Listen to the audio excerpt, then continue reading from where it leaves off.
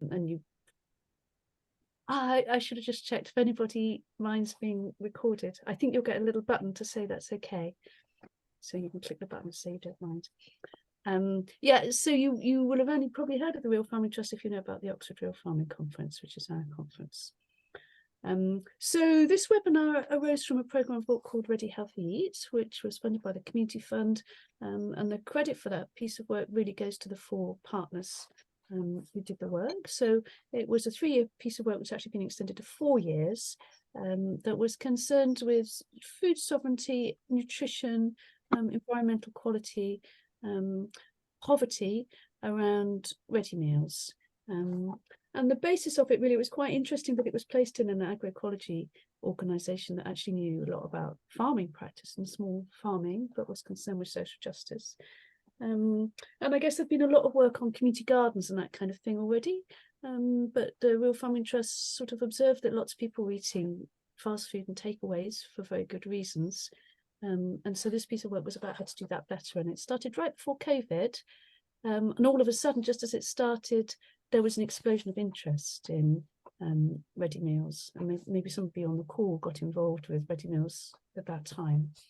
So the partners are here. Look, the Hornbeam in London, which is sort of a radical community cafe linked to Organic Lee, which has grown since. The Cyrenians, who work with homeless people in Edinburgh. Now Group, who are sort of quite radical disability charity working with adults and children actually with learning difficulties and autism. Brighton Home Food Partnership, who's Fran and Brian, 2 of our speakers, were associated with.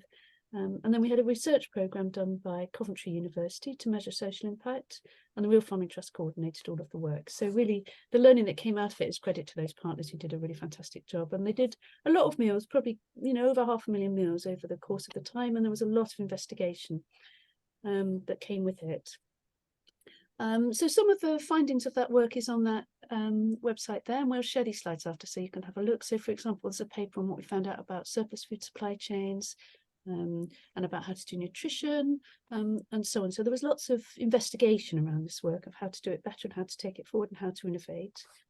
And we're doing a series of webinars arising in order to share the learning from that big programme of work, and this is one of those.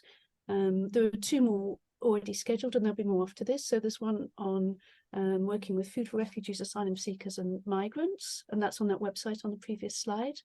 And there's another one on photo voice as a means of sort of participant-led evaluation of this kind of work. So you're welcome to come to those as well, they're free. So I guess before we start this webinar, I think we want to start with a clear position that people should not be in poverty. Poverty is the problem. And if we're doing food support work for people who are in poverty, we know it's only a sticking plaster, and it should not be the case in the first place, that people are in poverty and people should not be having to rely on surplus food. But given that that's the situation we're in, one of the questions is how to address that well. So we've got 4 speakers. Rachel is the main one from Tamar Grow Local, and she's done a lot of really fantastic work with us to write a very simple toolkit on how to do ready meals. So this session is based on that, and that's freely available, and we hope you have a look at it and share it. So she's really leading the session, and credit to her for what we're going to talk about today. And then the other 2 speakers are Fran. Fran's in Brighton, and she's a community nutritionist. So part of the Ready Healthy Eat programme with all these ready meals was about nutrition, which started off as quite an easy question. So we thought, but of course, when we got into it, what nutrition really means and how you address nutrition in a community setting, it became quite a sophisticated question. And Fran is, of all the people we found in the course of the work, really a very good expert on community nutrition. So it's brilliant she's here, and you can ask her questions as well as having her talk. And then we're going to have a case study from Brian, who is one of the funded projects through Ready Healthy attached to Brighton Home Food Partnership, and he's going to talk to us about his experience day-to-day of making ready meals. And then probably the most interesting and useful bit, so don't flake out and creep off before the end. We have got a break. We really want you to be here to the end, is the last bit where you'll get to hear from each other, because I know there's loads of really interesting people in the room, and we'll have questions at the end. So I'm going to hand over to Rachel now, who's really going to lead the session, and yeah, credit to her for this session. Great. Hi, everyone. Sarah or Jade, would you mind taking off your screen? I just thought I'd run through how we might run the session for today. So I'm going to be running through and giving an overview of the Ready Healthy Eat toolkit aimed at people looking to start up running community meals or potentially creating a ready meal product leading out of community meals. Then we're going to hear from Fran about nutrition, and then aiming to have a kind of 5-minute break at 11 or just before, and then we're going to hear from Brian, and then we'll have a breakout session questions at the end, finishing up just a couple of minutes before 12 o'clock.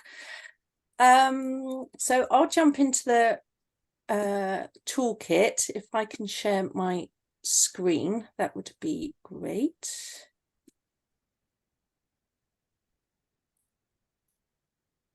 Let me know. Can we see my screen? If anyone can let me know, so I can just see my screen now.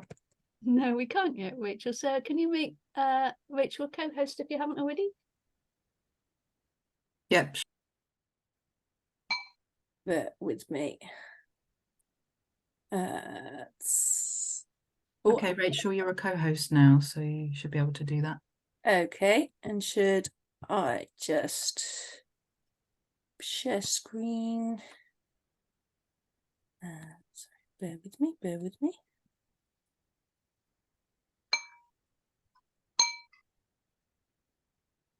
If everybody wants to introduce themselves in the chat, we're still waiting for Rachel. Oh, here we go. Well, you still can. If anyone wants to say hello in the chat, then it would be nice to know who's here. Go ahead. You're looking good now, Rachel. Ready to rock and roll. Great, ready to roll. Smashing. So the Ready Healthy Eat toolkit was created to help kind of shape the research process for community groups looking to produce community ready meals or kind of community lunches, with kind of guidance and signposting on topics such as food safety, manufacturing, sourcing ingredients, and also introduces ways of thinking about how to sell a ready meal product as a community organisation to bring back income into those groups or charities. When you look online, or if you're not experienced in kind of food production or manufacturing, then starting to look online about what is relevant to you as a community organisation. You can go down a rabbit hole online. There's so much information, and it can be difficult to work out what are the bits that are relevant to you or a kind of profit-making food business. There's often an assumption that kind of if you're giving away community meals, then perhaps not all legislation applies or is not as stringent, and that's not always the case, which we'll run through. So the toolkit comes from a number of areas, but also is there to support what's out there already. There's some really good resources online from different global organisations, and I'd really recommend looking up, send the slides around, but I'd really recommend looking up these documents online, which all have different angles on creating community meals, but all valuable resources. And it can range from, you know, what kit you might need, what are the different roles that people can have in creating community meals, you know, how to source ingredients, all sorts. So they work in parallel with this toolkit for sure, and have different perspectives from different places around the world as well. So well worth a look. So what's in the toolkit?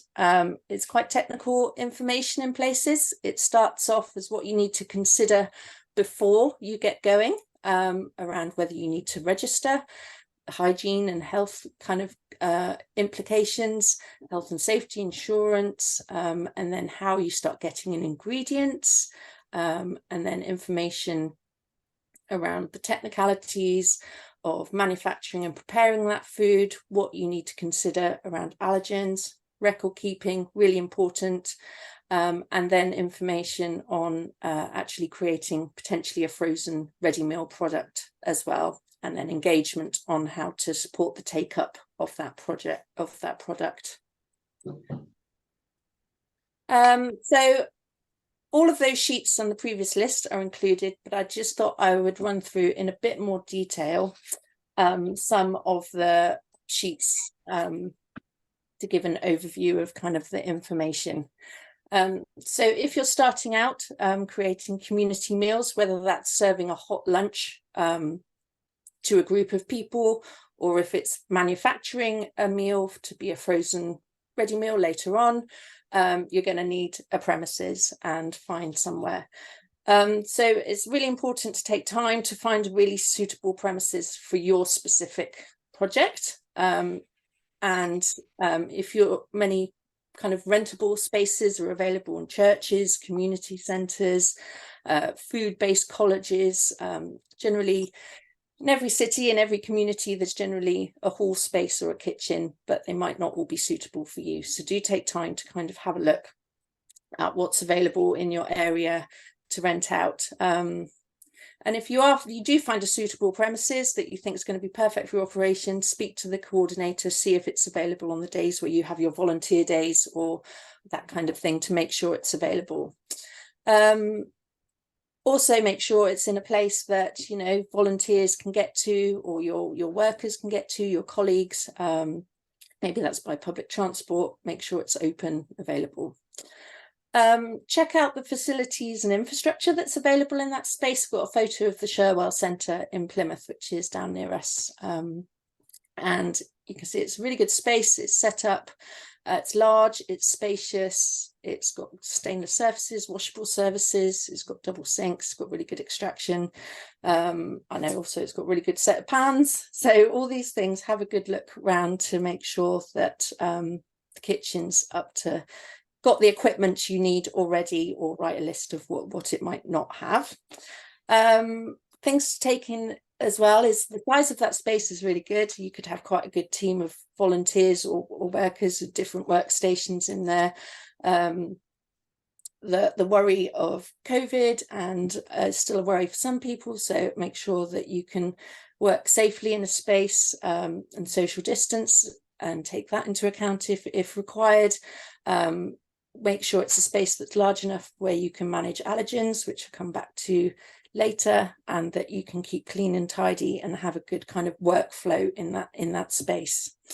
You might also want to check that there's kind of a separate hand sink, that you've got separate toilet facilities, a nice welfare area for people to have a sit down, plentiful hot and cold water.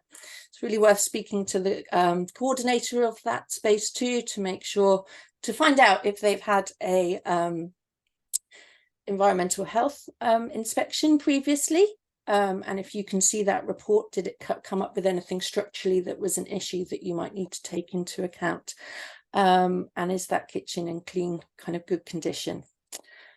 If you're setting up a food service or a kind of community service, or manufacturing for a ready meal, you may well need to register with the council, even if you have charitable status or you're not taking money.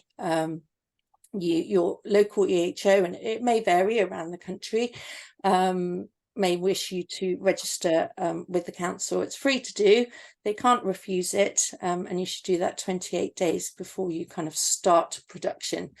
And that will then, they may come back to you and ask you questions, or want to visit where you are.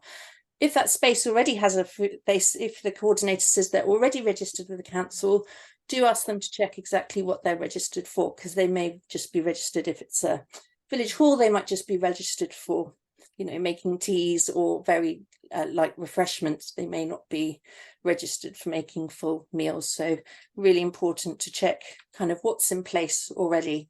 Double check also what they've got in terms of health and safety arrangements. That might be fire equipment, make sure it's serviced, you know, alarms for smoke, for and making sure that that's all kind of up to date. But if you're planning to start a meal service, then yeah, register with your council soon, take advice, ask questions, make sure that's all kind of set and set up. You're also going to need some wonderful people around you to create a good meal service. So whether that's volunteers or you're an employee of an organisation, different things may apply in terms of legislation. But what's really important is that your volunteers or colleagues are trained, and whether that's formal training, at least one person should have formal training in food hygiene, and be able to share that knowledge with others. You might also want to consider manual handling training. You should also be prepared to tell your volunteers or colleagues about how you control allergens, how you properly clean the space that you're in.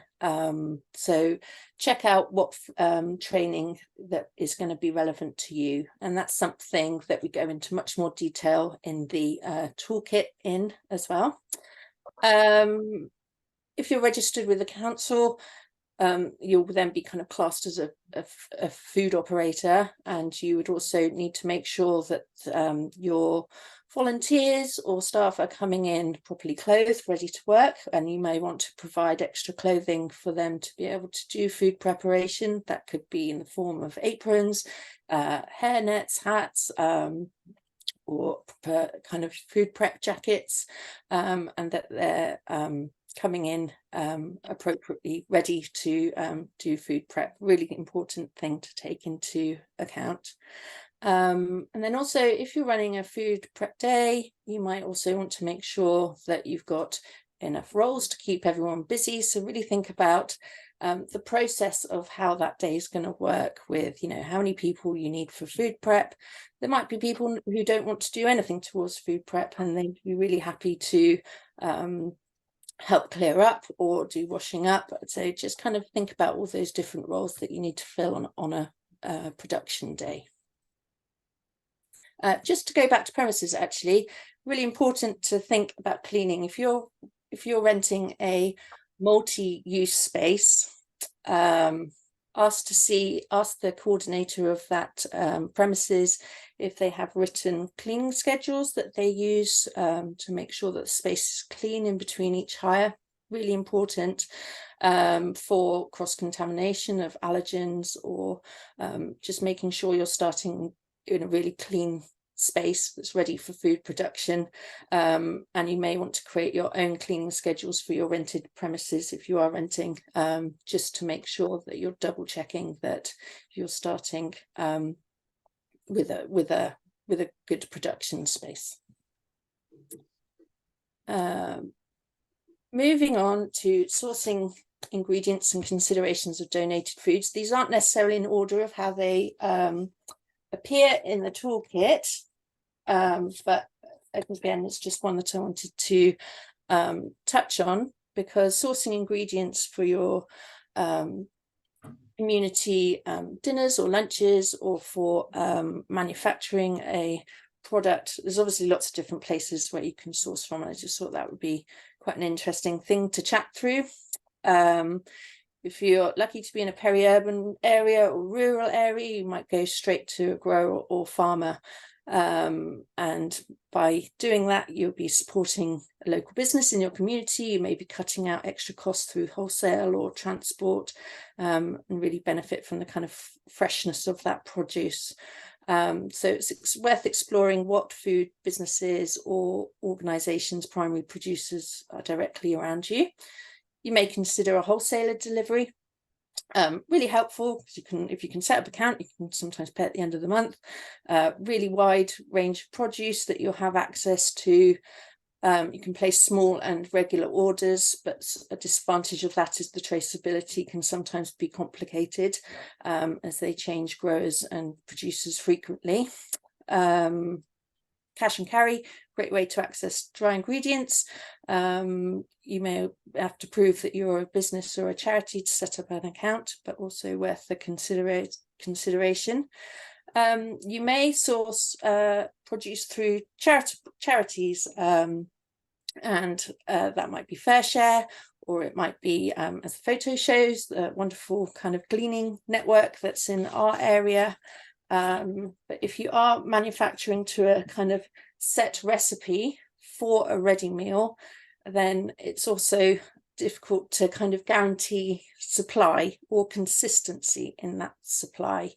So that's something to consider if you are making a prepared frozen meal to a specific recipe, say a potato and chard. You might always not get chard, but what the gleaning networks are, and FareShare are great at, and can be really good, is having a glut of broccoli in this case. If you can blanch and freeze down those ingredients to use later and have that facility, then really to take advantage of those gluts if you can.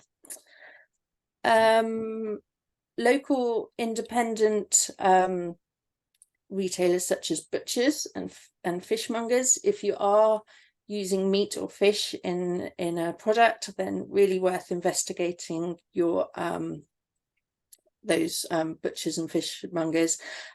You'll access their wealth of knowledge that they may have. They may be able to advise on cheaper cuts or better kind of supply options for you, and ultimately kind of fresh, good quality raw ingredients will kind of also have the benefit of a kind of a longer shelf life for your frozen products if you are making a ready meal.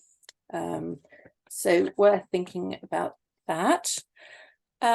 Also, regarding allergens, especially when using kind of mixed dried items, really important to note if you're using something like a soup stock that's from a dried soup stock, really do have a close look on those ingredients, because they may have allergens in them that you're then introducing into your meal that you might not have necessarily thought of. So really important to kind of know what you're including in a recipe, note it down in your records as well. And then also put hygiene on the bottom, just for note, if you are accessing, say, veggies that have come straight from the field, they may have mud on them, they may have some little traveling slugs or insects with them on. So just to be really careful when you're taking those ingredients into your work or production space, to make sure that they you can manage that process of getting those veggies cleaned, and you're kind of aware that there's a cross-contamination issue if you get mud onto your work surfaces at all. So such as something else to think about, again, when using donated foods. The reason we wanted to include ready meals into the toolkit, because we came from a point of thinking, well, all these organisations and charities do incredible work on supplying hot food as lunches, potentially, or ready to serve lunches in a community setting, but potentially there's income to be made from creating a frozen ready meal, and whether that's through taking donations or working towards having a retailable product, that's a real kind of good way of creating income back for those charities to cover the manufacturing costs. But what's really important for that is to know about your packaging and how you can use a good packaging and what's suitable for your product. Environmental considerations always really high on consumer agendas. So can you have a packaging that is recyclable or compostable or reusable? If you're going to have a reusable packaging, does that mean reuse in the home? Or do you have a very small local area or committed kind of group that you could have reusable packaging where you know you'd be able to get it back? And if you do get it back, have you got a process where you can ensure that that packaging can be cleaned appropriately and ready for sterilised and reused? If you don't get your packaging back and it is a reusable, expensible packaging, then that obviously brings a significant cost to it. When you're considering packaging as well, you need to make sure it's a food safe material designed for use, and it'll have really good resilience to very hot temperatures and also down into the freezer as well. You need to make sure that it's sealed. Often ready meals, when you make them, they're going to be they could be of a kind of loose consistency before freezing, so you'd really want to make sure you've got a secure lid for those. And you'll see on the picture at the bottom, it's an example of the long table meals that those guys do. They've got a really nice way of putting that label across and down the side, which shows that it can kind of assure you that the meals haven't been tampered with before eating. So that's also a consideration. There's nifty ways like that you can get around making sure that they're tamper proof as well. Cost is always a implication as well. Packaging has gone up hugely in the past couple of years, so do take time to kind of request samples from suppliers, try them out with your own equipment to see how they withstand that kind of hot and cold temperature, moisture retention, and don't just assume that because it says it's a food container it's suitable for freezing. Some packaging might crack in frozen conditions, so it's good to take time and do a lot of research around that, and also making sure that you're not buying something, make sure you're buying something that is kind of plentiful and easily available. Traditionally, a lot of ready meals that you might see in a supermarket or a shop, they often have a heat sealed lid. These are done with kind of special machines, but they can be very, very expensive. But if you are looking to go down making a frozen ready meal route, then it might be worth something, might be something that's worth investing in. You'll see also that seasonal suppers, it's a ready meal that we trialled out making as a project a couple of years back. And we used a container from Vegware, which was a compostable container with a slide on top, which then stuck down. And we trialled that for a good few different recipes and timings to check that suited hot and cold temperatures. We then created a cardboard sleeve to go over it for marketing purposes, and it was one sleeve that could be adapted to different meals. So we used a kind of a sticker system. Seasonal suppers was the one sleeve for all the meals, and then we used a sticker system to differentiate between the different meals we were making. We used a separate sticker for nutritional information. We used a traffic light system on the front, and then there's a full table on the back, and stickers for ingredients and things. So it was one way of having a kind of nice outer sleeve, attractive outer sleeve, but was adaptable for different things. So that's also a kind of consideration. Or you can see if you've got a really attractive looking delicious ready meal like the long table has down at the bottom, then just that sticker system will be adequate as well. So just worth thinking about those different things as well. On shelf life, you'll see in supermarkets a lot of ready meal products have quite a long shelf life. Don't assume that your meal could meet a supermarket shelf life, because they're often made with special machines which remove gases out of the ready meals. So it can be tricky and can take some testing, and you can get that testing done with specialist suppliers, or you can be kind of taste testing every few weeks and months to make sure that those products aren't degrading. But to be completely sure, it's usually a lab thing that you can get done. Keeping records, really important, whether you're delivering a meal service once a week to a group of people in a town hall, or whether you are creating a ready meal. Many of you will know the Safer Food, Better Business folder that's available as a download from food.gov.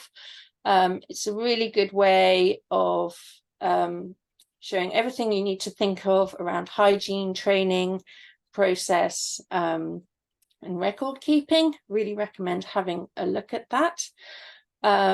If you are looking at creating a ready meal product, then you may also need to consider having a HACCP plan, which stands for Hazard Analysis and Critical Control Point. It's worth having a Google. And a HACCP plan also plans out how you manufacture and the process of making your ready meal, it's done your recipe, and where you identify places in the process that may cause a food safety issue. There's a free kind of introduction to HACCP course, I think, on food.gov as well, worth having a look. If you are developing a ready meal product, you'll be doing recipe development work. It's really good to just write down everything in that time around ingredients you have used, the amounts of ingredients, where you source them from, and what needs to be changed, so tasting notes and kind of specific weights of different ingredients. This then leads, if you do need to do a nutritional table later on, or write your recipe and ingredients list, that notes from your recipe development are really, really important. Having a production record, also really important, even if you're doing a lunch for a group of people, or again, making a ready meal, having a production recipe of the date you made something, the ingredients you used and where they were from, who you had on the team that day, whether you temperature checked as you went along, confirming that you had your opening and closing checks completed when you started. Really important to note all these down in the production records. And then at the end, anything that went well, anything that went wrong, because if you have a complaint or you need to go, someone gets ill from food you've made, you can refer back to those records. And if it's a month on, you can, and you will have forgotten who was there on the day, then that production record's a really important thing for you to kind of note. If you're also making a ready meal product, then having a batch code is really important. That batch code should match up with your production record for the day. So if you do go on to retail a ready meal, or have one available in a freezer where people can just take a meal, having that batch code for traceability on each item is really important. And you can then use that to refer back, and you should keep these records ongoing, at the very least until a few months after your kind of best before end date, so you can keep referring back to them. There's no kind of hard and fast way to write a batch code, but the most common thing is that it's understandable to you and relevant to your individual organisation. Where to retail a community ready meal and take up, there's pictures of a freezer of love in Gloucestershire, set up by the Long Table, and they put them in public spaces where people can come along and take a delicious meal. And then they have a QR code on the front of the freezer, which you'll see, where people can donate or leave a donation. To do something like that is a brilliant way of getting meals out into the community, and also being able to take donations back in. You obviously need take up from a community space, and you might need someone or a volunteer in that space, or one of your own volunteers, to make sure that freezer is working properly all the time. It hasn't defrosted itself, so you need someone to be taking temperatures. You might also need to cover or support electricity costs in a public space if they're unable to manage them themselves. But that's a really nice way for getting community ready meals out and about. You also need to consider, if you are doing something like that, the logistical requirements of getting those meals into the freezers and keeping them topped up, and then responding to demand. So lots to think about in that kind of way. If you're kind of launching a ready meal product, you might want to think about other places. If you just want to take money in for that product, you might want to attend marketing and events to launch the product. You might be able to sell them online with a free collection point. Open Food Network UK are worth looking up at different community organisations using a kind of online platform to get meals out. And that's something we use at Tamar Grow Local. It has very, very minimal fees to pay. I think it's free to set up in the first place. And what you could do is do something along a model of being able to sell those meals at full price, or have a supporter rate, or offer them for free. And Open Food Network can take in money from people paying, and you can either deliver them out or have free collection points where people come at a certain time. So it's worth having a look at that for sure.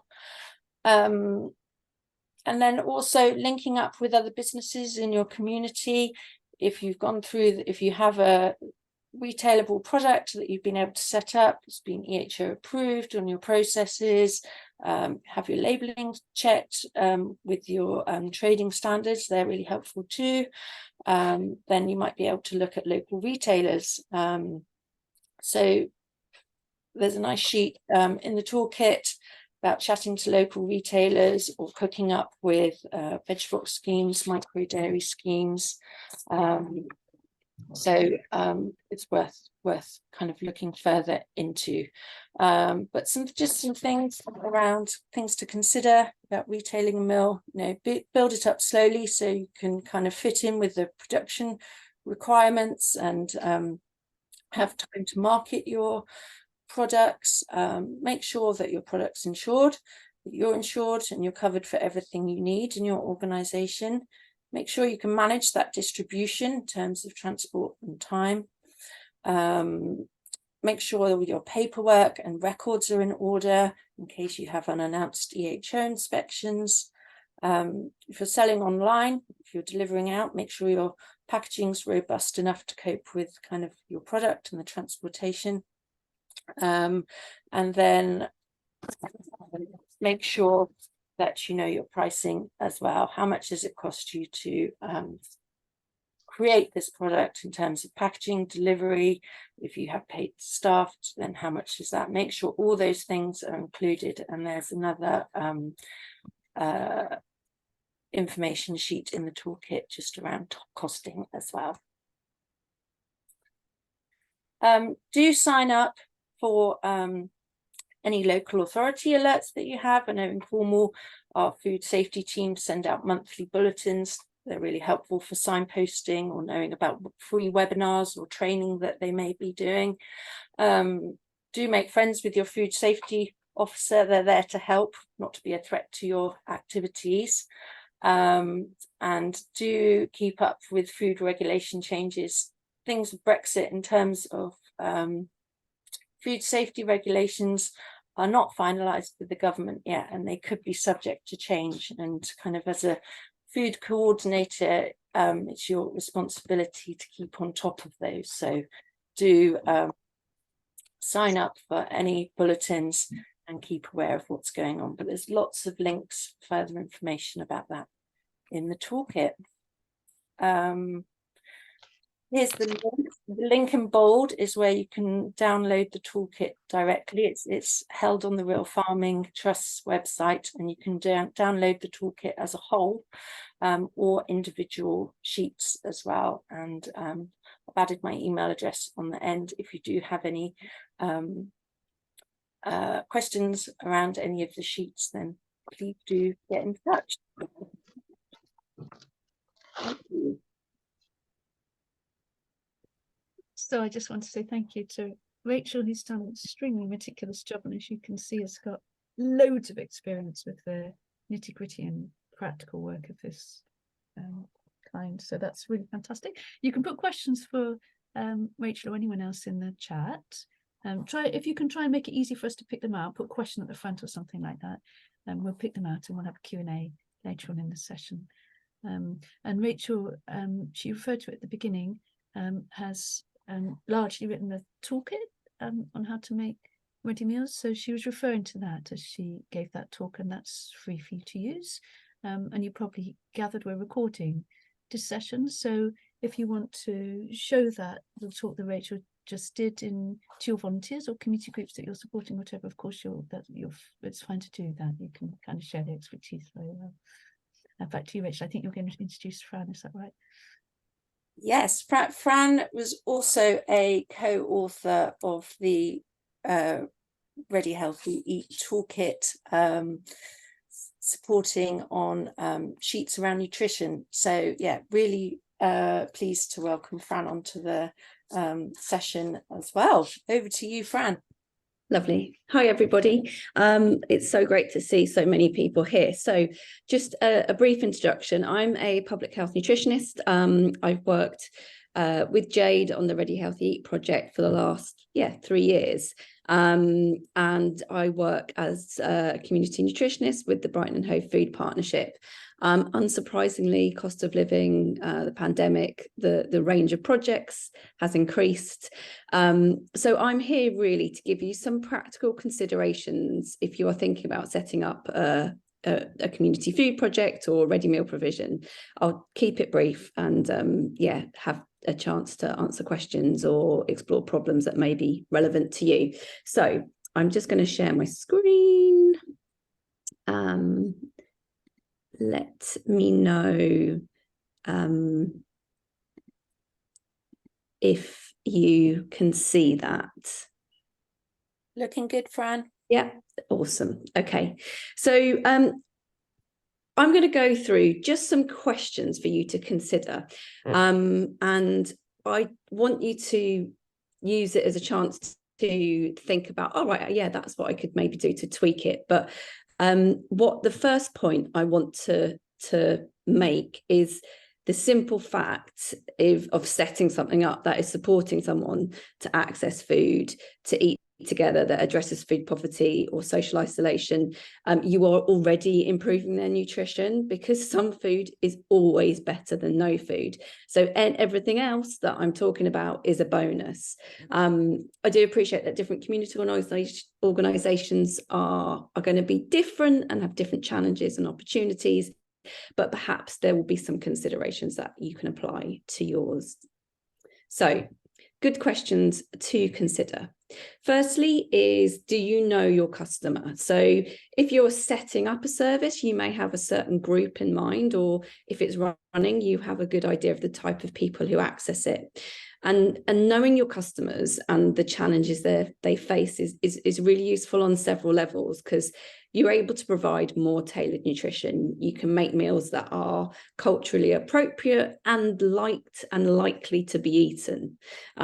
And working with those motivators that are relevant to them. And in the toolkit, there is a sheet on nutritional considerations for different age groups, which can be useful. So, for example, I'll just give a couple of examples. If your age or if your group or the people who access your service are older adults, or those that are maybe discharged from hospital or have chronic health conditions, live alone, they are at a higher risk of malnutrition and dehydration. So things like making nice energy dense meals like rich soups and stews help give them more energy and also help with the hydration side of things too. Families, so we know families have on lower incomes have a lower iron and lower intake of fruit and veg, so you might want to look at family friendly meals that have extra veg in, so like spaghetti bolognese before, with extra veg, or something like adding in extra lentils to things, to like a meat stew. Or if you are able to offer things around it, like you might have donations of certain things, like fortified cereals and stuff are quite good for that kind of age group too. Vegan and vegetarians, if you are catering for a group of people who are not eating certain things, you have to think of, rather than taking stuff out, you need to think, okay, what you add in instead. So is there a veggie or a vegan based source of protein in your meal, because that's something that is often can be left out. Second question really is, does everyone understand the basics? So you may have some really knowledgeable staff, and that's great, but obviously don't people move on, and the level of knowledge for volunteers varies. So having a basic level of knowledge so that everyone can assemble nutritionally adequate ready meals is really useful. So there are things like you can use the Eat Well plate. We have infographics that I think are available on the different food groups and examples of with weights or sizes of different things. And could you stick stuff up that's laminated that is easy to refer to when people are building meals? So yeah, can you provide a framework to help you provide the most nutritionally adequate ready meal? So a really good easy way of doing this is just thinking of a tick list. So when you're thinking of building a balanced meal, you want to think, where is my source of colour? So where are there fruit and veg on the plate? Where is my source of carbohydrates? If it's whole grain, so brown over white, that's better, but that's not always going to be possible, and that's okay. But are there a source of carbohydrates in that meal? Is there a source of protein? So is there meat, fish, beans, pulses, tofu, whatever that might be? And is there a source of healthy fat? If you can tick off those 4 things, then you've got a really good nutritionally balanced meal. However, reality is you might not do that all the time, and that's okay. But it's just, if you can do that more consistently than not, then that is a good framework to follow. Are you able to boost favorite meals? I think that's another thing to think about. So for some people, this might be their only proper meal of the day. And we know food is more than nutrition. Food gives us comfort. Food is good for our general well-being and our mood. And you might have people that really look forward to certain meals, and that they are liked and enjoyed. So are there things that you can add to those meals that just boost their nutritional profile? So for example, is there, like, if sausage and mash is a good meal that you make and that people enjoy, can you add peas, obviously like this example, or can you add a portion of veg on the side of that to just give a little bit more fiber, a little bit more vitamins and minerals? For something like a jacket potato, if you are just having a jacket potato with cheese, could you add beans to it? Because that will give a source of fiber, a source of veg, and obviously beans are also a source of protein as well. So just thinking about, are there little tweaks that you can make that help to make that meal a little bit more nutritionally dense, but at the same time there's no point making something so nutritionally amazing, but it gets left at the end of the day, because a meal, as I've said, that gets eaten is better than no meal. And that is the baseline that you should be working on. Other things, just thinking of another example, but like, say if you're doing like a tuna mayonnaise, like add sweet corn into that tuna mayonnaise, like that will all, things like that, easy things. Could you educate and motivate people? I think I'm using Janet's on here from East Brighton Food Cooperative, and I'm using this as an example that we did right back when we first started working on the Ready Healthy Eat project. But if you are wanting to help people access food and the food that you've got, or the things that you want to give people, you might need to encourage them to try new things. And if you're asking someone to step outside their comfort zone, it works best if you're able to understand their motivators and speak to them in their language. So, for example, we the group of people that we're working with were largely older people and discharged from hospital, and as I said, hydration was a key, or dehydration is a key risk factor. So we sent out a flyer just encouraging them to have a drink with, if they were sending out like a cake or a biscuit or something along with the ready meal, to have that a drink with them, and offering some ideas to stay hydrated and things that would be relevant to that age group. Another example would be thinking of, we did it, not in this, but another thing, when we're doing recipe kits for young families, where they were building recipes, and on the sheets we would put on things that might help motivate the parents to give it a try. So rather than saying this will provide you one of your 5 a day, which everyone knows really, but knowing and doing are different things. So it was like, oh, this might help with your child's concentration, or this might help them sleep well, or things that are motivating for someone to try something. Another example I've just got, again, Janet, from the East Brighton Food Cooperative, I'm using you here as an example, but the value of relationships, working at a grassroots level that you'll be doing, the value of those relationships are really important.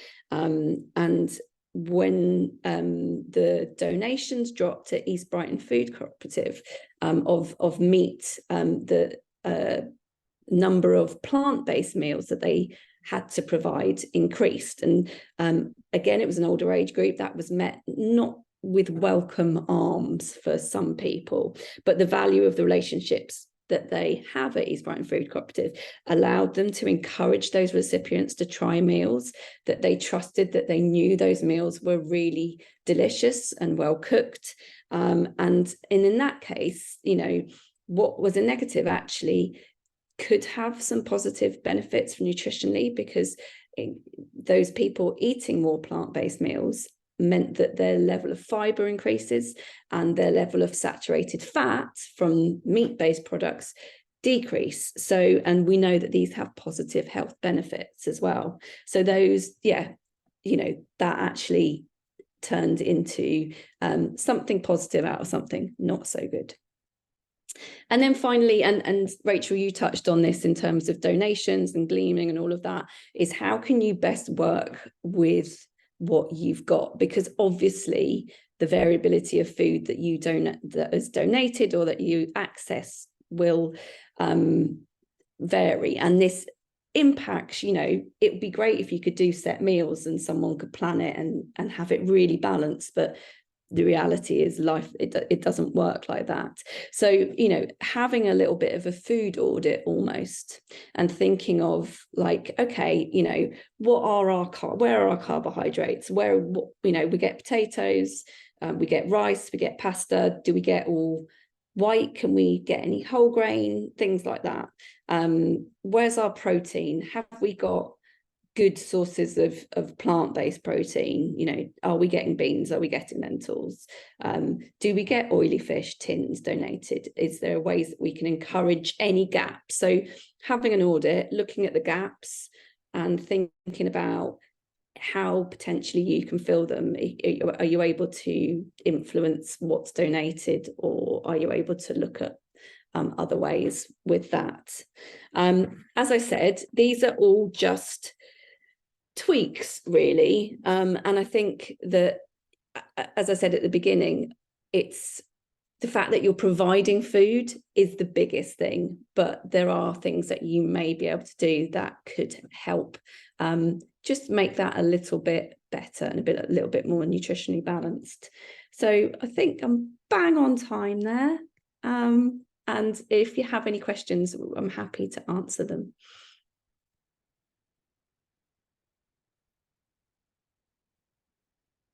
That was absolutely fantastic. Such a good combination of expertise and common sense and wisdom and, you know, human relationships. And I'm sure, Fran, you're talking about exactly the kind of issues that people are coming against when they're working in their community kitchens, and, you know, such a deep view of what nutrition actually is. You can't just measure the grams of protein in the meal, that it's actually very sophisticated and part of a whole lifestyle and social setting that you're working in, which you put so well.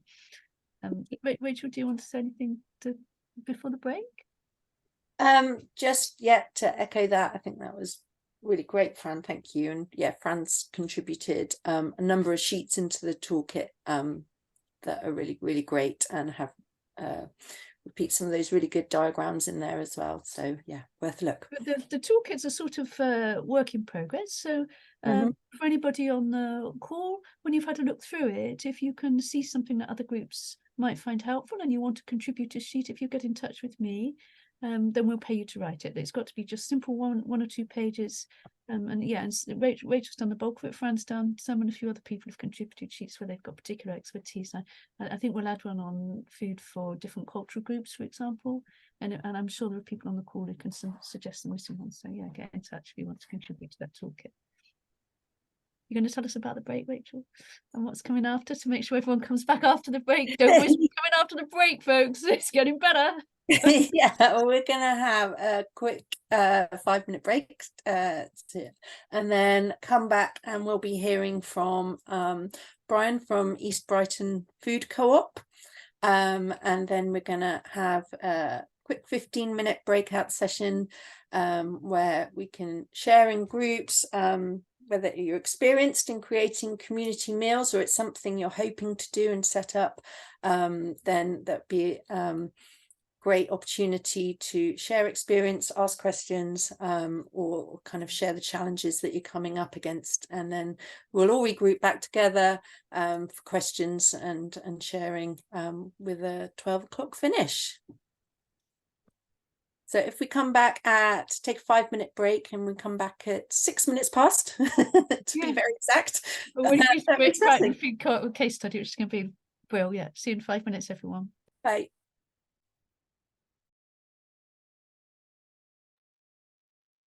Fran, Rachel. You there, Fran? Yeah, I'm Rachel. here.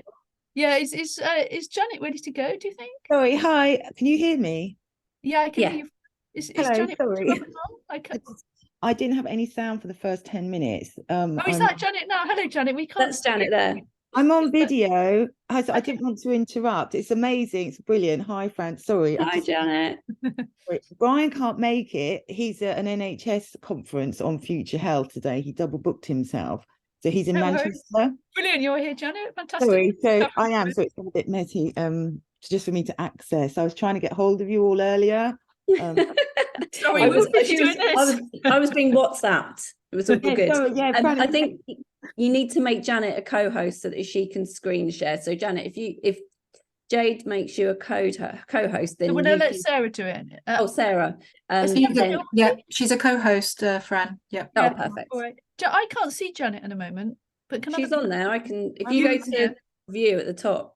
Yeah, all right, that's fine. As long as someone can, that's fine. Can I you just hear need to me? remove my buttons. Yeah. Yeah, we Yeah. can. You're fine, Janet. Okay, so I haven't shared my screen on Zoom before. I've got like a little PowerPoint, Oh yeah.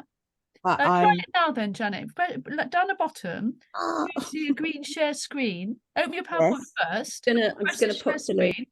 okay. So I've got loads of things open on my laptop.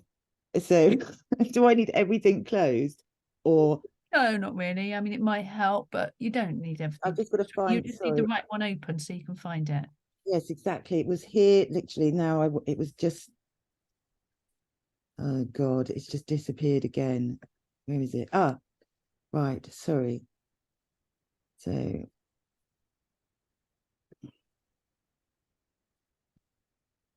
Hello? Yeah, we can still hear you. Oh, so I've got the PowerPoint in front of me now. Lovely. Can you see the share screen? If you wiggle your mouse down the bottom of your Zoom I'm just call, going can you see back to the share Zoom. screen? So every time I Yeah, you've got to Yeah, find I your go way to the to Zoom. sorry, every time I go back to the Zoom, my PowerPoint disappears. Where's it gone? That's fine though. No, that's all right. So go onto the Zoom bit, Okay, and then so down the share bottom. screen. Yeah, can you see share screen? Click on that. Yeah. And then go back. Then it should tell you. You should see when you click on share screen a choice of things to show, which will be all the billions of tabs you've got open, and one of them will be the right one. Can you see it? It says desktop, but there's an alarm. It's a triangle. Files. Sarah, are you still there? Yeah. Sarah, can you show Janet's slides for her if required? Yeah, I Yeah, can. right. So Do Janet, you want to don't worry, email this them doesn't work. to me? Yeah, If you could email them I? to me, Janet, I can share them this side, if that works. If that's okay. Yeah, because You're I on the don't right lines there, but if you send them to Sarah, then we've got a good plan B, and then got we a can carry on backup. working with you. Yeah. Gosh, I'm so sorry about this. Oh, don't worry, you're covering for Brian. You're doing us a favour. Thank you. Of short notice. Don't worry. So which email? Yep, that's fine. Go, Rachel. That's a really good idea. Welcome back, everyone. We're just going to have a bit of a change round of schedule, and just because Brian's not able to join us from East Brighton Food Co-op today, but really glad that Janet from that organisation can join us instead, and she's just setting up her slides.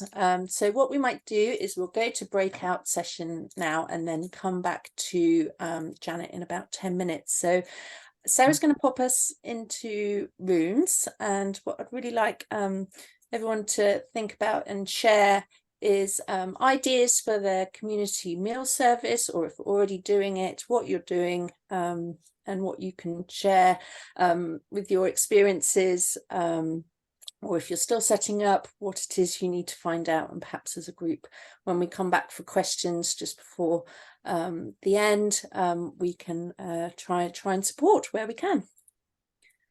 Over to you, Sarah. Okay, I'm just putting people into rooms. There'll be 4 people per room. And here we go.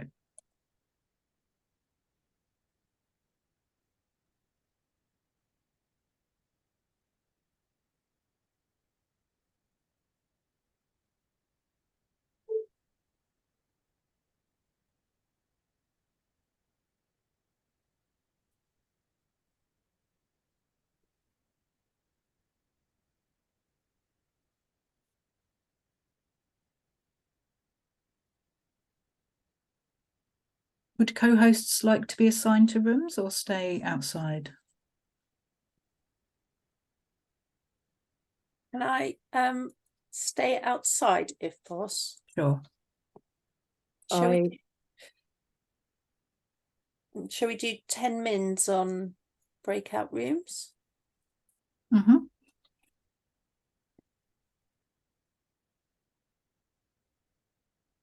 How are you getting on, Janet? Oh, hi, I'm right. Found the charger. That's good. Charging the laptop. So if I send If do you want to, you've got my, shall I email you just Janet now, and then you can just attach it I've back got to your email, Fran. Yeah, I'm Yeah. just gonna add the attachment now. Sorry, I always know where my charger is, and I've gone and just put it on a bookshelf. Right, so right, got it. I'm just sending you now. Okay, cool. Brilliant. Thank you. Sorry about this. That's all right. Don't worry, Janet. You're doing us a favour. It's fantastic. Thanks for covering. We're hoping you're going to talk about the practicalities of what it's like in the kitchen and how you look after. Oh yes, definitely. Yeah. And I know Brian also wants to mention your campaigning about. Oh yeah, for the statutory Meals on Wheels. Yes, please. Yeah, it's massive. It's the thing of, oh, why won't this send? Sorry, just saying. Right, let's try that again. It's some reason.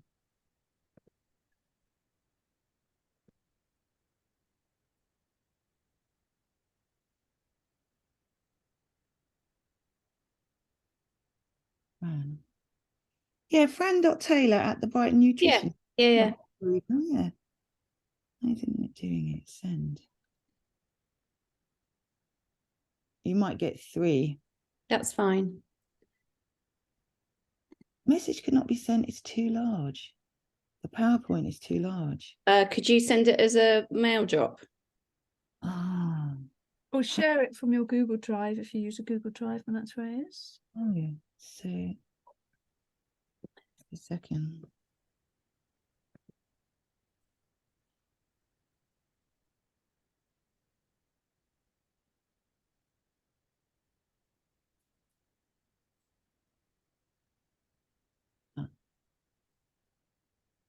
So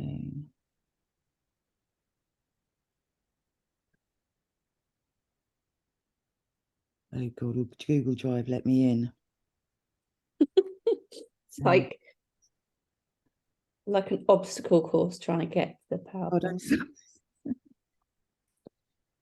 oh. Right, I just got to get into Google Drive. That's just another little adventure.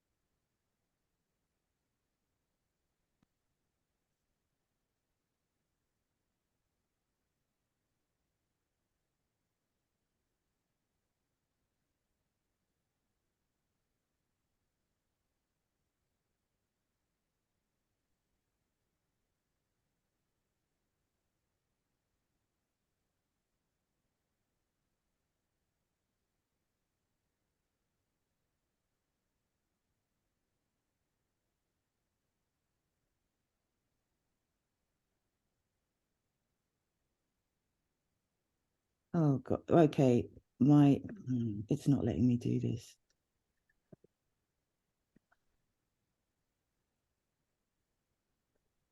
Can you speak without slides? I can, but the slides, should I save it as a PDF? Save it as PDF and send it. And then PDF. It's just too big. What we can do, John, if it's any use to you, we can share East Brighton Food Court website pictures whilst you're speaking. Yeah, that would be good, if you don't mind. I'm trying to send the right, let's see how I get on with the PDF. I'll just open the website ready in case that's the best we can do. I'm sure you can talk really well without the slides anyway. I've heard you. And, I was riveted and didn't have any slides. It was fine. I was going to say, your experience is what people are wanting more than slides, aren't they? Yeah, we can send them afterwards after the recording, can't we? They'll be hit every issue. Right, Fran, I've sent it you as. Okay, let me see what's coming. It's a lot smaller as a PDF. So Yeah. that should come through. Okay, I am waiting with bated breath. Yeah, so it's not so exciting. The first one, because it's like Brian's not here. So Brian, I put Brian on the first page because he's out. He really is campaigning for the statutory community meals. Welcome back, everyone. I hope you had some good chats over in the rooms. What we'll do is ready for our wonderful case study now. So we'll go straight to that, and then we'll come back and is anyone who'd like to feed back any of the comments or thoughts that you had in your groups, along with any questions that anyone has, we can come up with those after the case study, which will take us to finishing up at midday. So I'm passing over to hear all about East Brighton Food Cooperative. Hi, hello everybody. I'm Janet from East Brighton Food Co-op, and I'm replacing Brian because unfortunately he can't make it today. He is actually at the Social Care Future Conference in Manchester with the NHS, promoting the fantastic viability and health benefits of community meals on wheels to lots of big wigs at the NHS. And he went to Liverpool on for the Labour conference to push it with them, and we're pushing with every party, cross-party, everything to do with Meals on Wheels. So that's why unfortunately can't make it. So the first slide is our sort of cost savings explanations that we're trying to share with people, how good it is, not just for health, but it really does save a lot of money and a lot of health at the same time. If everybody could just get on board and see the caring is sharing thing is real. So basically we have been doing the community Meals on Wheels. It's the start of lockdown, but East Brighton Food Co-op was set up to address health inequalities. That's why it's in a being. And since lockdown, we started in a community centre, then another one. We've been worked in various community centres, creating meals for people in an emergency situation that has led on to us now creating a long-term community Meals on Wheels service. So we've hit all problems that can happen and how you go about it. We're working now with our local NHS and the council, Brighton Hove City Council, and with Friends Help as well. And we've created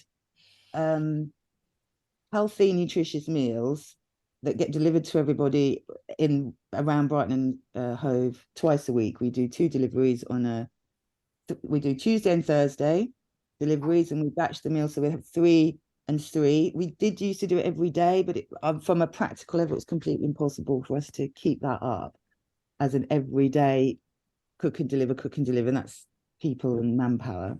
And we have lots of fantastic volunteers who help us, and we all volunteered to begin with.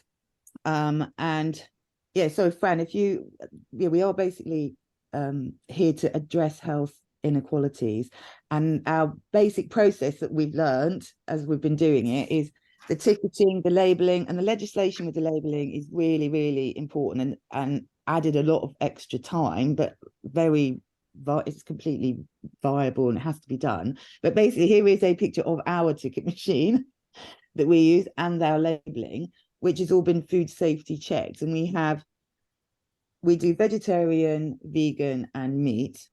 And as Fran said, like for example, sausage and mash is a particular favorite. We do a lot of elderly people. Most of them are very poorly, coming out of hospital or in and out of hospital. We've got mobility issues.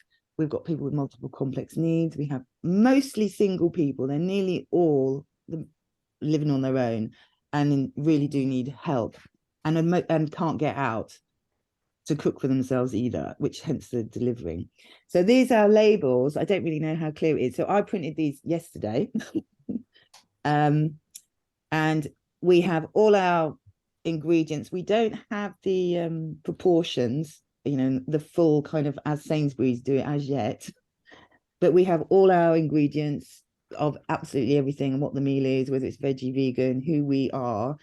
And our meals, we've been using plastic containers, and we've desperately tried to find a better way, and we are going to change that into his Chi and Sue in our kitchen. This is ready for dispatch. Yesterday the meals went out. We had 3 meals: jacket potato, beans, cheese, and spinach, which you'd be pleased about, Fran.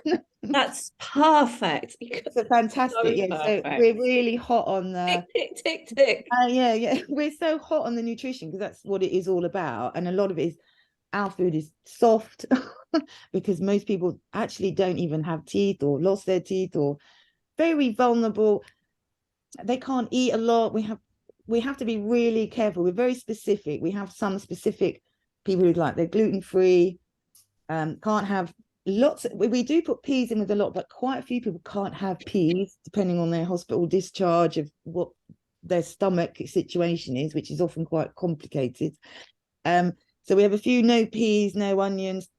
Peas, onions and tomatoes and sweet corn actually are tricky for a few people. The vast majority do, but when you do have somebody it's like, oh, don't get the sweet corn. Theirs is completely separate.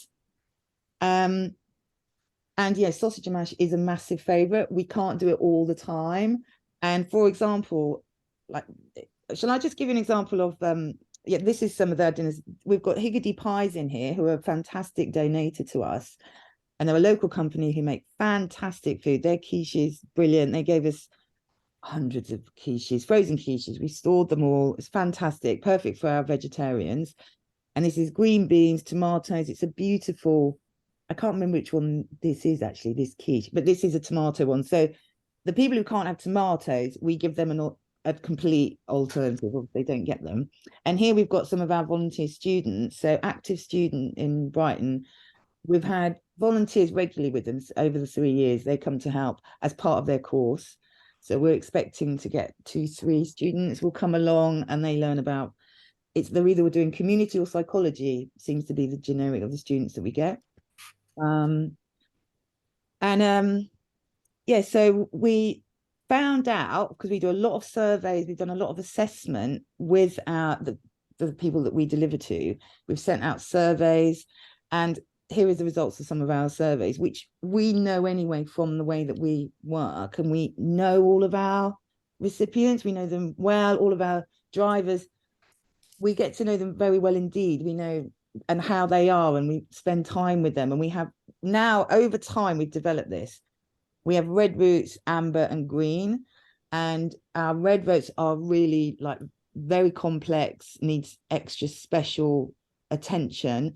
Our greens they're kind of vulnerable but manageable, and amber is we're sussing it out for us to get to know, because we get referrals come in from impact initiatives or from the hospital or from social services.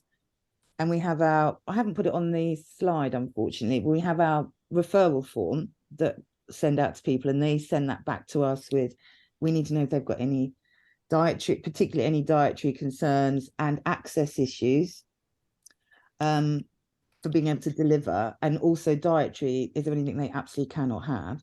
And we've got a whole kind of system in place that we've developed, and we're regularly developing this as we're learning and growing and just dealing with, you cook the food, and we've been in various community centres, which was fantastic. We actually weren't paying rent or utilities during the lockdown. We're now in our own premises, which is a fantastic rent, but it is really kind of impacting us in terms of, and utilities. I have a lot of conversations with E.ON about electricity. And so that's really impacted us, and that there's less volunteers than there were during furlough. And also food has gone up a lot. And because of the legislation with packaging, we do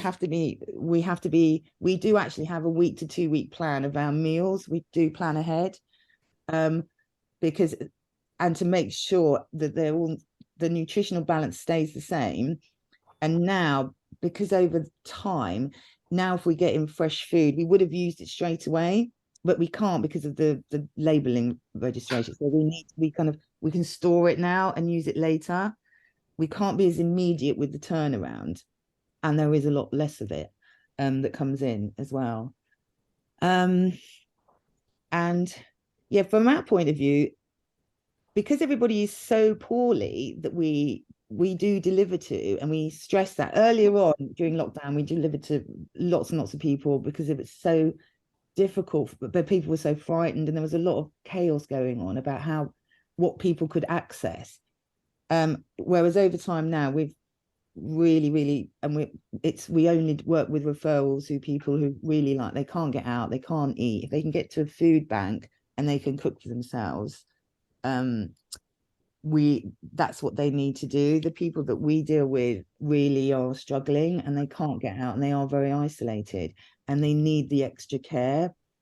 And actually sausage and mash is a particular favorite for everybody. And we also have a regular, like on a month, like the Tuesday dinners, we have a regular, it's a roast chicken dinner. There's always a roast chicken dinner on a Tuesday. There's always a pasta dish and jacket potato, and it's always fully packed. And we have, as Fran mentioned earlier, we've done a lot more vegetarian and vegan, because of money and the donations that we've been not getting. We used to get amazing fish and meat, but we don't get it to the same degree anymore. And people have really got used to the vegetarian. They freak out a little bit if they see vegan written on the label, but it's just that it happens to be vegan, because we're using olive oil. We would use olive oil as opposed to butter, just to open it up so that it's as healthy as possible and covers as many bases. And quite a few people really are like, actually vegetarian meals they're really enjoying. But occasionally at one point there was a bit of an overload on the bean thing. There was too many beans, and it's like you've got to be selective about how, as Fran said, how you can do a bit of nutrition overload. And it's actually what we find is the simpler food the older people prefer, and it's soft, pasta soft. Well, we have mashed potato, roast potato, we vary it up. And like tomorrow, it's going to be all vegetarian. They'll get 3 meals of vegetarian. And with the jacket potatoes as well during the winter is a really good source of, just because they can't put their oven on and cook a jacket potato. And it's a really nice, comforting meal. And few people, they can't have baked beans, so they would get tuna, or maybe with tuna, or they'll get extra mushrooms. We mix it up and change it depending on what people can and can't have. And we aren't using, we were using rice quite a lot with our dishes, but it's so popular. And we're going to bring that back with the brown rice and brown pastas. But at the moment, especially during the winter, we're just like, we do like to put cheese in as an extra protein for people, and chickpeas when it's vegetarian. But we have had people kind of go, can we have the sausage and mash again? So we've had to cut back on it, and this is financial, and we will be bringing that back. We'll kind of have to bring it back as more on off, but there's always chicken, because everybody eats chicken. And yes, I don't know, Fran, actually, could you give me then the slide, sorry, because I can't see this. Yeah, so if you can see the slides, sorry, I've had to Fran's showing them for me. I couldn't work out share screen, I'm afraid. So at the moment, the reason Brian can't be here is because he is really pushing, and we are really pushing Brighton Hove Council, the government, the Labour Party, the Greens, everybody, to be aware of how powerful community meals on wheels are, and community meals, and looking out for people who are vulnerable, who really need help, and to helping them by investing and using all the food and the goodwill available really does help. It helps everybody. The people we deliver to, because they're getting good nutrition at home, it's keeping them healthier. They get to eat. We've had people who've they've just not been eating. They can't eat, they can't get out. There's various illnesses. People be like, no, they're on medication. They're not. Some people have carers, but it's not enough. The carer's doing care bits. They're not doing food bits. And we're trying to fully link this up much more to show that the long-term benefit is enormous. And Fran, on our first slide, we've got a QR code petition on a tiny little card. And at the bottom of that, it shows you, so thank you, Fran, on this, 1 year for somebody to be in hospital is £144,000. 1 year. of Meals on Wheels is 1,140. I mean, people do need to go into hospital for obviously important things, but by maintaining everybody's health earlier on, and also when they come out of hospital, really does take away so much pressure from the NHS and adult social services. It's huge. I had to keep double checking the figure because I was like, a year of Meals on Wheels is 1,000 compared to the cost of residential care or being in hospital. You know, and my dad is particularly at the moment, and we're dealing a lot with aftercare and care in hospitals, and it's extremely frustrating.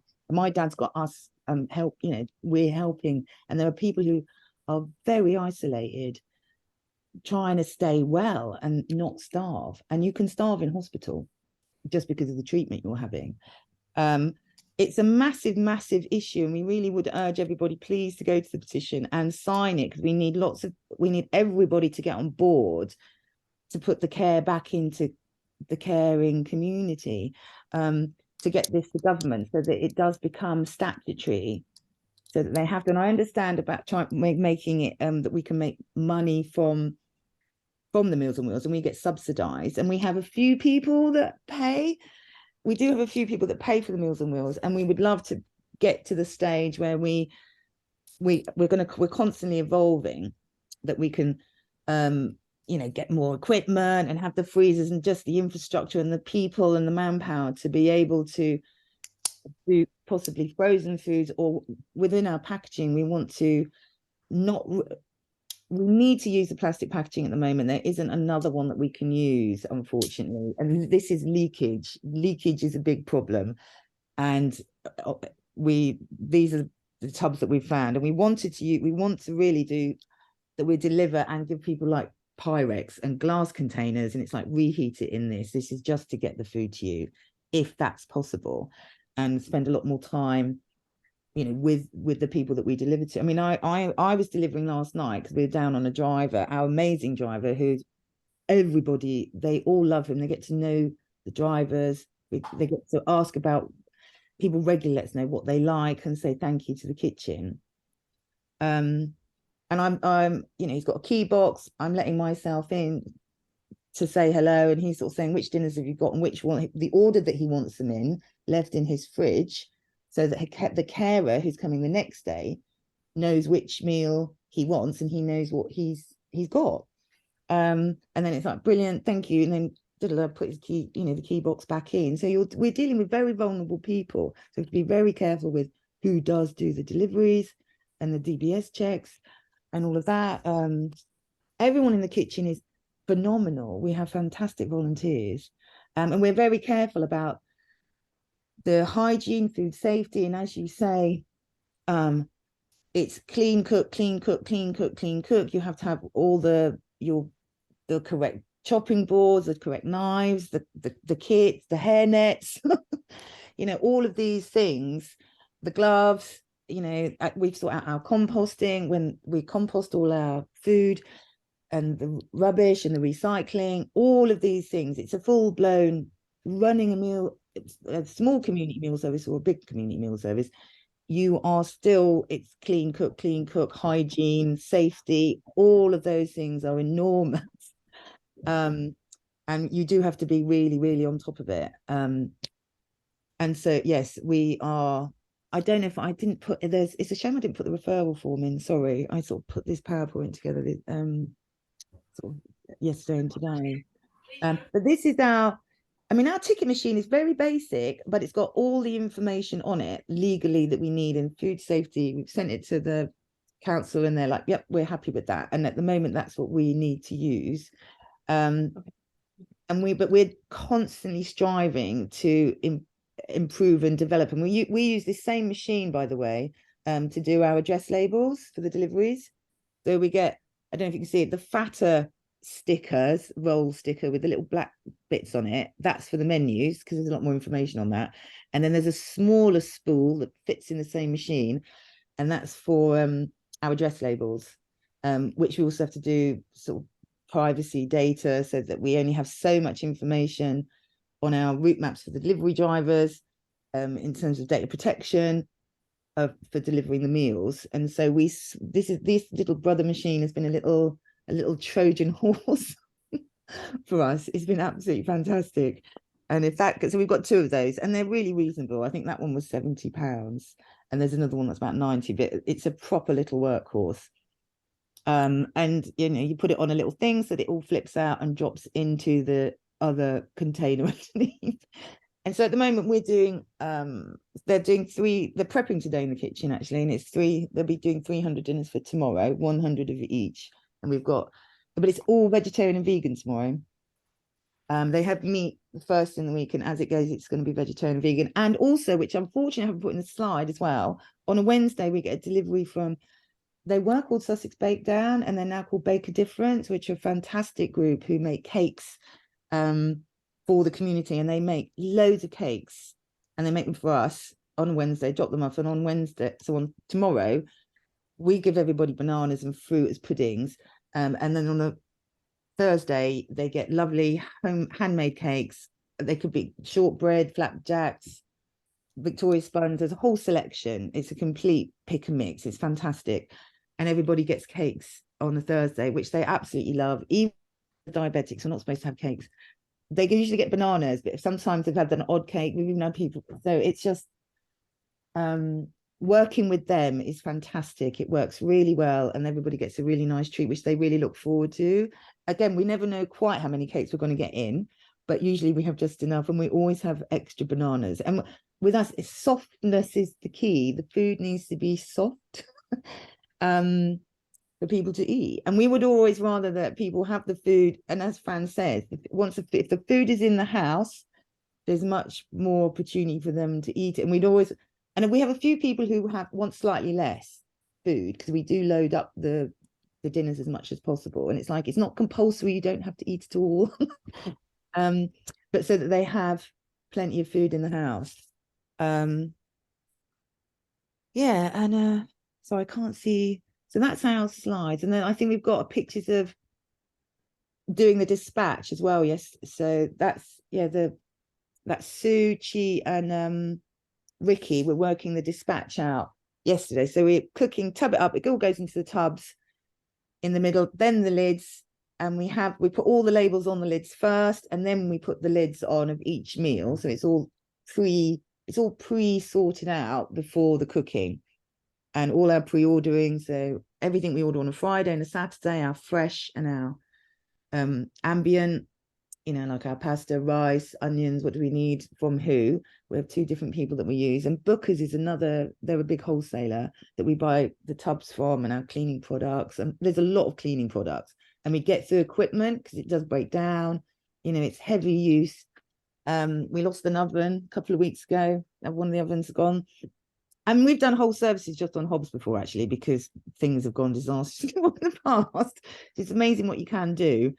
But the main thing with it is getting the labeling and the ingredients correct, and the nutritional balance, and that's very, very high on our list. But it's more admin. It's a kind of more admin thing rather than the volunteer aspect. And just labeling the bags. You label the tubs, the lids, and then you have our addresses. Those bags need labeling, and then we section into routes. We have 5 different routes all around the city, and so they all go into the cool bags for delivery. So tomorrow the kitchen will open at 10:30, 8:30. They'll be prepped done today. The kitchen's going to be open tomorrow at 8:30.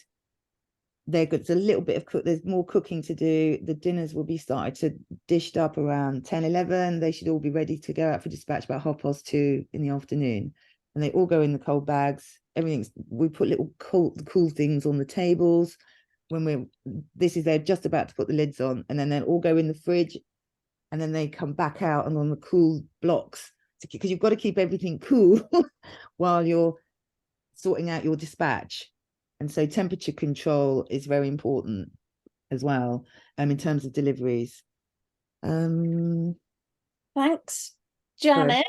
Sorry, my babbling. No, not at all. Thank you so much. I think that was really, really interesting, and it was so useful to see the photographs and the context of everything you do over in Brighton. It's just the numbers and volume of that you're getting through, and the demand for your service is incredible. So thank you so much for that. I'm sorry to interrupt, but I just wanted to keep that time towards the end for any questions and feedback that you might have had from going into the breakout rooms. So does anyone have any questions? And we can look at the comments and questions in the chat as well.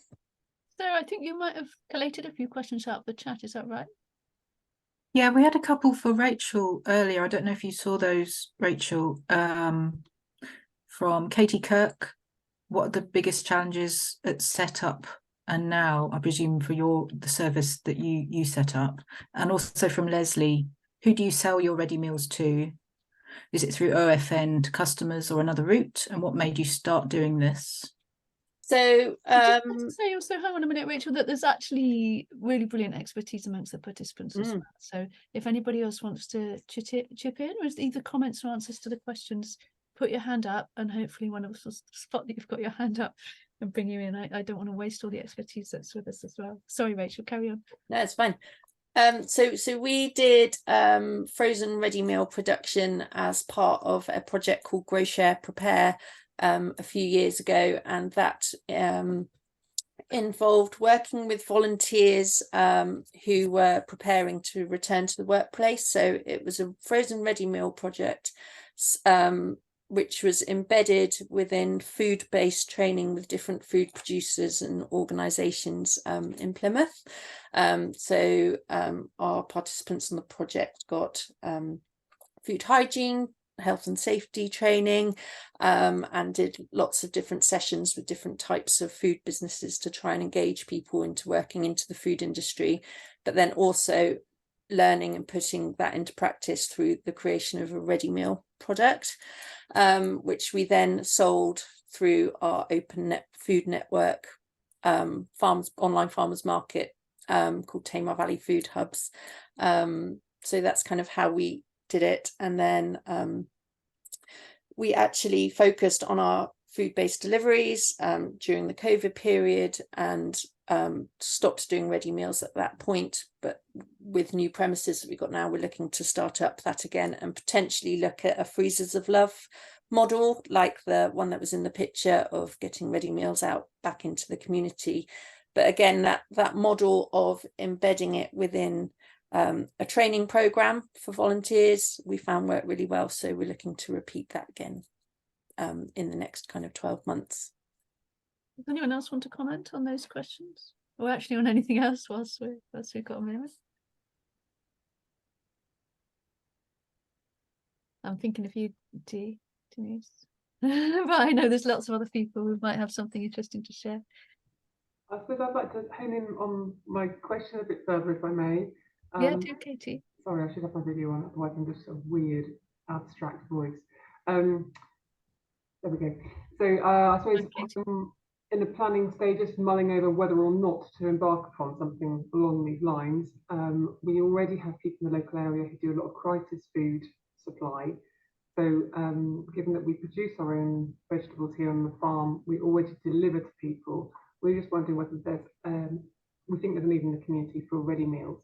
So I suppose I'm wondering, I heard the previous speaker say that a few people pay for their meals, but mostly it's funded through the NHS.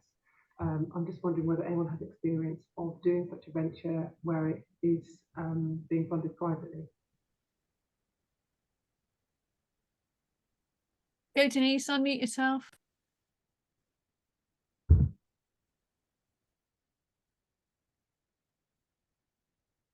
Hi there. Sorry, I was having trouble unmuting.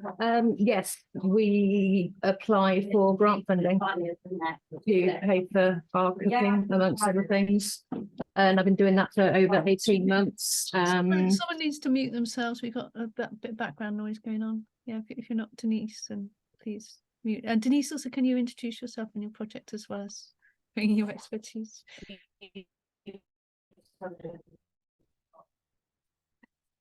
I am from Middle of the Hill Community Group in Stroud. We run a small but kind of big local food hub. It's Small in size, big in heart, I guess. And as part of that, I've had because we haven't got a kitchen space at the hub, I've had my own home kitchen certified, and I cook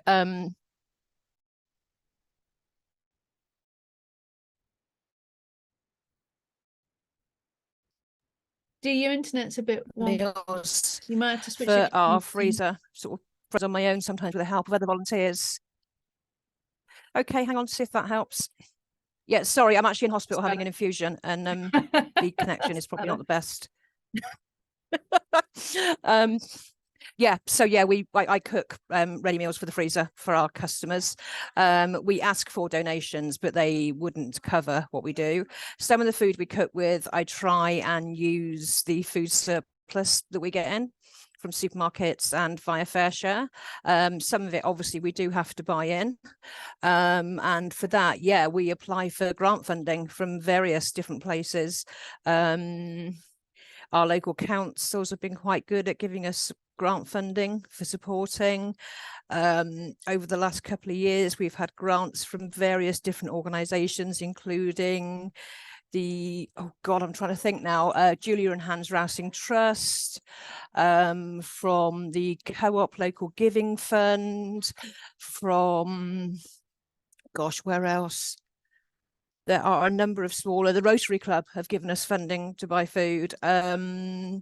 The Police and Crime Commissioners Fund tagged some money on for food for us with a grant we got from them last year. It's just a case of you just keep applying and you put your bids in, tell them what you want to do. And luckily we've been pretty successful. I think an important thing is to try and tap into any local networks, if you have them, any local volunteer networks, community networks, because through that I get regular access to a huge list of available grant funding once a month. And it probably takes me like an hour to go through it every month just to skim through and see what might be suitable and what isn't. But the payout for that is we find stuff we can apply for, and that keeps us paying for the food that our customers desperately need. So that's what works for us. Does that answer your question, Katie? Sorry, that's probably a bit long, but really helpful. So what I'm picking up is at the very start of this presentation this morning, there were 2 bullet points, and one was talking about how everyone should have the access to healthy, nutritious food, be able to afford it. I can't remember the other one now, but basically what I'm getting to is it sounds like everyone here is coming at it from a food poverty perspective, yeah, more than a sustainable food model perspective. Yeah, we had this conversation a little while ago with Feeding Gloucestershire, and this is my own opinion. I don't ever expect our food hub, our food provision to be self-sustainable. It just won't be. The other flip side of that is I would love to be able to shut our doors tomorrow. You know, we opened up as a result of COVID initially, and then of course we slid our way into the whole cost of living and fuel crisis. So it's been kind of non-stop and crazy and mad for the last couple of years. But people need us. It's that simple. So we just keep going. We keep finding the funding. We keep finding the food, and we've got an amazing team of volunteers, and that's what happens. So no, I'm never looking for us to be self-sufficient when it comes to people donating or paying or buying. We do have customers that come in and make larger donations because they can afford to, and take some of our fresh fruit and veg and stuff. And that's fantastic because it helps support what we do. But without grant funding, no, we couldn't stay open. It's that simple. So yeah, sustainability isn't my aim. Sarah, are there other questions that we've missed? Did you notice any more in the chat?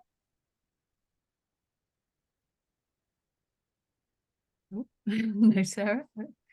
I had a question for everyone, and I know there's several people with a lot of expertise on this question. I just wanted to get your feedback on how you're getting on with using surplus food, whether it's nutritionally adequate, whether the supplies you're getting are sufficient, and in particular whether you think the surplus food supply chains or supply networks are properly overseen, whether they're properly managed or whether they're too piecemeal and ad hoc, and you could be getting better surplus food than you are if the system was working better than it is. Anyone got anything to say about surplus food?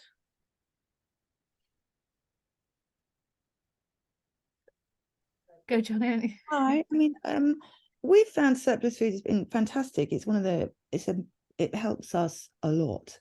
UK Harvest have been great with their surplus. And I mentioned Booker's, which is a place where we buy a lot. So they donate to us every Monday. We get a donation from them every Monday, and it's become, they've got used to more how when we need it and the kind of things we need. So they're kind of tuning their donation to us, which is, you know, it can be £200 worth of food they might give us. We may have spent that in their buying equipment and things, but it makes a big difference. And UK Harvest have been very good. We've had punnets and punnets and punnets and punnets of raspberries, strawberries, cucumbers, peppers, but that all needs collecting. You need to pick it up, go and get it, redistribute it to other food groups as well. If it's particularly fresh, it's fresh. But it's not what it was, and it does need collecting, and it needs turning around quickly or storing, because it's fresh food. So we've found it brilliant. And sort of going back to the point on sort of making it sustainable. I mean, we want this service to be sustainable, but finding it that it is very difficult for the people that need the service to be able to afford this Meals on Wheels. There are plenty of people who want Meals on Wheels who can afford it, but there are also a lot of people who can't. Hence the health inequalities that, well, everybody says they want to address. But going back to the surplus, it's been it's fantastic. It's I mean, we've got strawberries that we got from a few months, I don't know, 6 weeks ago, that we've kept. We gave away loads, and for us, we've just got them in the freezer. They're ready for when we do some smoothie event, outdoor events. We'll get the smoothie bike out. We've got the strawberries ready to go, which is brilliant. We won't have to buy strawberries, and we can do them out of season. All that type of thing is fantastic. You know, and apples, we've got an enormous donation. I mean, an incredible donation of apples, and they last for ages. This is, I don't know, a couple of years ago in one of the community centres. Apples in a box last ages, if they're stored properly. And this is the thing with surplus, is the storing of it or turning it around very quickly. But anyway, it's been great. It's been great. We found with Fair Share, it was too hit and miss how we could use everything. And again, because of the legislation with the labelling, you have to be really on top of it. So that's affected some being able to organise the surplus in a timely fashion, because it's like, well, that needs to be used or stored very quickly. I guess because we also open 3 days a week as a food hub, we can manage that turnover with the Fair Share delivery. Even if it's same day, we're open same day, you know, so we can move that over. And if you're not doing that, then that would be a lot more tricky. Yeah, I understand that completely. For creating meals, it is. Yeah. I know, if he's just turned up, it's like, brilliant, here you go, and it's that's fantastic. So the systems that work best seem to have multiple different kinds of outlets. I know you do it really well in Brighton. You're dehydrating, you've got pop-ups, you've got making ready meals. You know who's open on which day. You all collaborate with each other, and you can shift stuff that comes in at a short date. If you're isolated, it's harder to do if you're in a little town. There's a question from Beth here, which I know often comes up. It is about bread and baking products that we seem to get a huge amount of food waste in this area. And we've heard that elsewhere, that there's often white bread and pastries get sort of dumped on the food projects to be cheap dustbins. Has anyone got anything to say about that in reply to Beth? We've only got a couple of minutes left, so yeah, have to be a quick comment. Can I just say again, we haven't found that. We have a fantastic baker who's got brilliant bread. He does donate to us, but his bread is not white. It's made there. It's like an artisan, you know, sourdough. He's fantastic.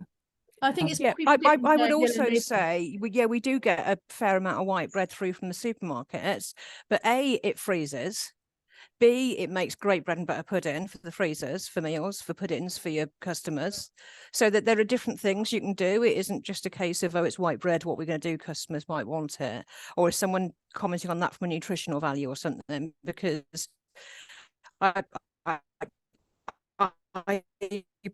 whilst Jade, you know this, I have strong opinions regarding nutrition. I cook very healthy. Want to eat white bread, they can eat white bread. If they want pot noodles, they can eat pot noodles. I would rather they eat something hot at least once a day.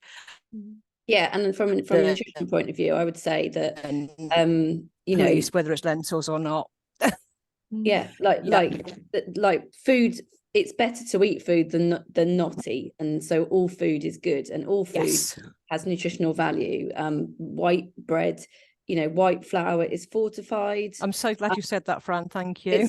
It's got calcium in it. It's got, you know, it's got iron. You know, white bread is absolutely fine, and it's, yeah, I think, you know, if you've got brown bread and you've got access to that and people eat it, then that's brilliant. But if not, then we shouldn't be demonizing white bread as something awful. I'm nodding frantically. Thank you. I agree there. I agree there, Denise. Bread pudding, fantastic for that. And Yeah. again, it's the softness and I'm referring more often to elderly people, but I think it's similar for like young children. Yeah. That it's soft. They like it.